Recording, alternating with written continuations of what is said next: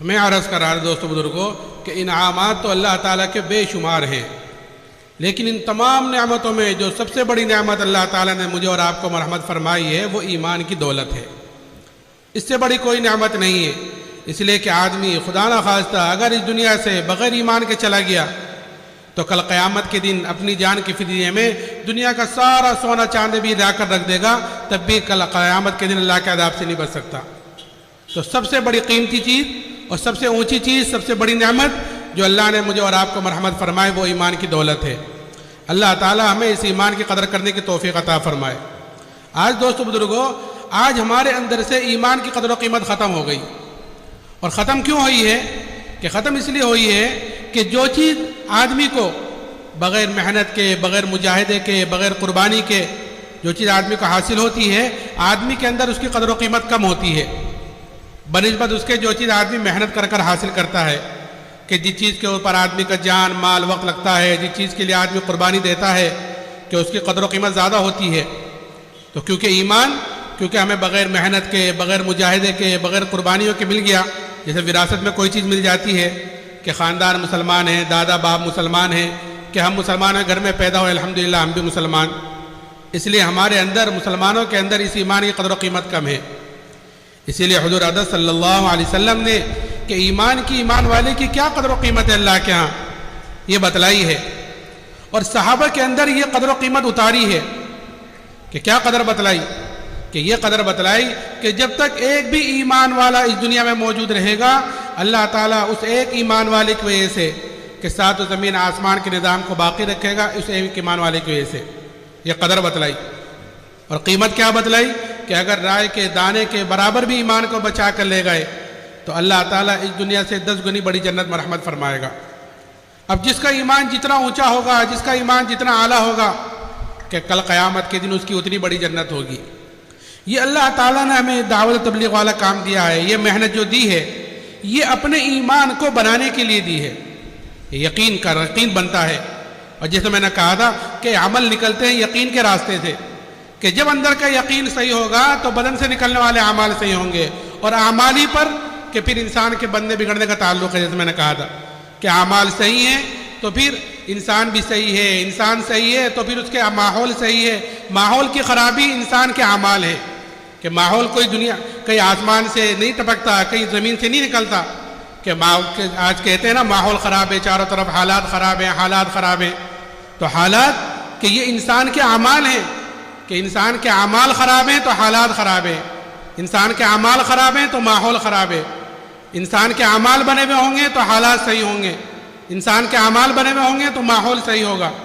اور انسان کے اعمال بنتے ہیں دوستو بزرگوں انسان کے یقین کے راستے سے۔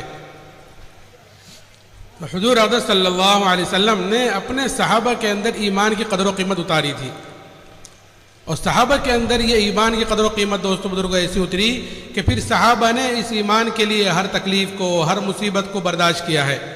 کہ جو بھی چیز آئی ہے ایمان کے مقابلے پر کہ اس کو برداشت کیا ہے۔ اس لیے کہ آدمی کے اندر جس چیز کی قدر و قیمت اتر جاتی ہے، آدمی اس چیز کے لیے ہر تکلیف اور مصیبت کو برداشت کرتا ہے، اور آدمی اس چیز کے لیے اپنی جان اور مال کو جھونک دیتا ہے جس چیز کی قدر و قیمت اس کے اندر اتر جاتی ہے۔ کہ صحابہ کے اندر کیونکہ ایمان کی قدر و قیمت اتری ہوئی تھی، اس لیے ایمان کے مقابلے میں جتنی تکالیف آئی ہیں، کہ ایمان کی وجہ سے جتنے حالات آئے ہیں کہ ان سب کو برداشت کیا ہے، لیکن ایمان کو ہاتھ سے جانے دیا۔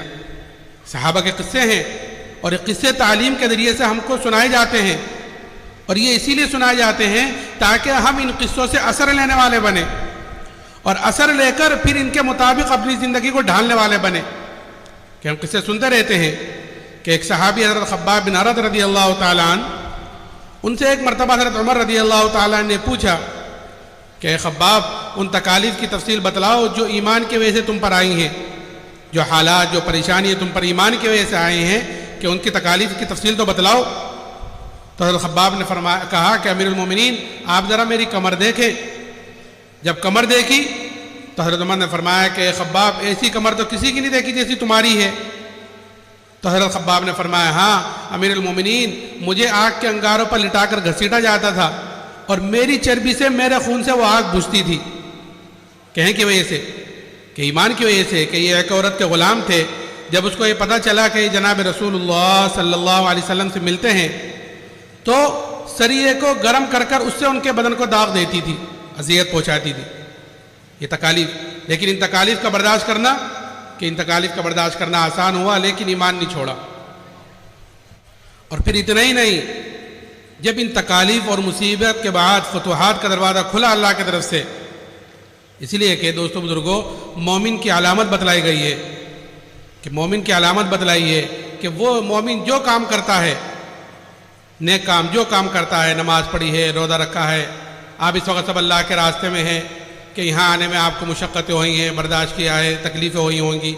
راحت آرام آگے پیچھے ہے. یہ ساری چیز ایک مومن جو کرتا ہے کہ مومن اس کا بدلہ دنیا میں نہیں چاہتا، بلکہ اس کا بدلہ آخرت میں چاہتا ہے. اس لیے کہ اس کو پتا ہے یہاں جو ملے گا وہ وقتی ملے گا اور تھوڑا ملے گا، آخرت کے اعتبار سے تھوڑا اور وقتی ملے گا کہ موت تک، اور آخرت میں جو ملے گا وہ دنیا سے بہت زیادہ ملے گا اور ہمیشہ کے لیے ملے گا. اس لیے مومن اپنے نیک عمل کا بدلہ دنیا میں نہیں چاہتا. اور مومن جو کام کرتا ہے کہ وہ اپنے اللہ کو راضی کرنے کے لیے کرتا ہے. کوئی دیکھ رہا ہے نہیں دیکھ رہا ہے، کوئی خوش ہے ناخوش ہے، کہ اس کی پرواہ نہیں ہے کہ میرا اللہ مجھ سے راضی ہو جاوے. میں نے نماز پڑھی ہے کہ میرا اللہ مجھ سے راضی ہو جاوے، کہ اللہ کے راستے میں نکلا ہوں کہ میرا اللہ مجھ سے راضی ہو جاوے. کہ مومن کہ جو عمل کرتا ہے کہ وہ اپنے اللہ کو راضی کرنے کے لیے کرتا ہے، کہ پھر کسی کی کوئی پرواہ نہیں کرتا کہ کوئی خوش ہے ناخوش ہے، کہ اس کی پرواہ نہیں ہے کہ اللہ مجھ سے راضی. اسی لیے حضور اقدس صلی اللہ علیہ وسلم نے حضرت ابو ذر سے فرمایا تھا کہ ابو ذر اللہ کے معاملے میں کسی ملامت کرنے والے کی ملامت کی پرواہ نہ کرنا. کہ کوئی ناخوش ہے ہمارے عمل سے کہ ہم شادی کر رہے ہیں، ہم اور دوسرے کام کر رہے ہیں، ہم اپنی زندگی سنت کے مطابق گزار رہے ہیں، کوئی دوسرا کیا کہے گا، کہ اس کی مجھے پرواہ نہیں ہے کہ میرا اللہ مجھ سے راضی ہو جائے. کہ اللہ کے معاملے میں کسی ملامت کرنے والے کی ملامت کی پرواہ نہ کرنا. تو جب فتوحات کا دروازہ کھلا اللہ کی طرف سے تو صحابہ کرام رضی اللہ عنہ اجمعین اس پر رویا کرتے تھے کہ کہیں ہماری تکلیفوں کا، ہماری مشقتوں کا بدلہ کہیں دنیا میں تو نہیں مل رہا ہے. اس لیے کہ حضور اقدس صلی اللہ علیہ وسلم نے جہاں ایمان والے کی قدر و قیمت بتلائی، وہاں اس دنیا کی حیثیت بھی بتلائی ہے کہ جس کے پیچھے آج ہم سب بھاگ رہے ہیں، دوڑ رہے ہیں، جس کی فکر میں چاروں طرف ہر وقت لگے ہوئے ہیں کہ اللہ کیا ہے، اس کی حیثیت کیا ہے، اس کی قدر، اس کی قیمت کیا ہے. ایک مرتبہ آپ کا گزر ہوا ایک کوڑے دان پر سے، ایک بکری کے بچے کو دیکھا کہ کن کٹا ہوا، پھولا ہوا، مرا ہوا، سڑا ہوا، پڑا ہوا ہے. تو آپ نے اپنے صحابہ سے پوچھا کہ کوئی ہے جس کو 1 درہم میں خریدے؟ کہ یا رسول اللہ خریدنا، اس کو تو کوئی ہبہ کرے اور ہدیہ دے تو بھی کوئی لینے کو تیار نہ ہو، اور یہاں سے تو جلدی آگے بڑے بدبو آ رہی ہے. تو آپ نے فرمایا کہ اللہ کے نزدیک دنیا اس سے کہیں زیادہ گئی گزری چیز ہے. جتنا تم اس سے گھن کر رہے ہو کہ اللہ کے نزدیک دنیا اس سے کہیں زیادہ گئی گزری چیز ہے. تو یہ قیمت بتلائی ہے. تو میں عرض کیا کہ صحابہ اس پر رویا کرتے تھے کہ کہیں ہماری تکلیفوں کا، ہماری مشقتوں کا بدلہ کہیں دنیا میں تو نہیں مل رہا ہے.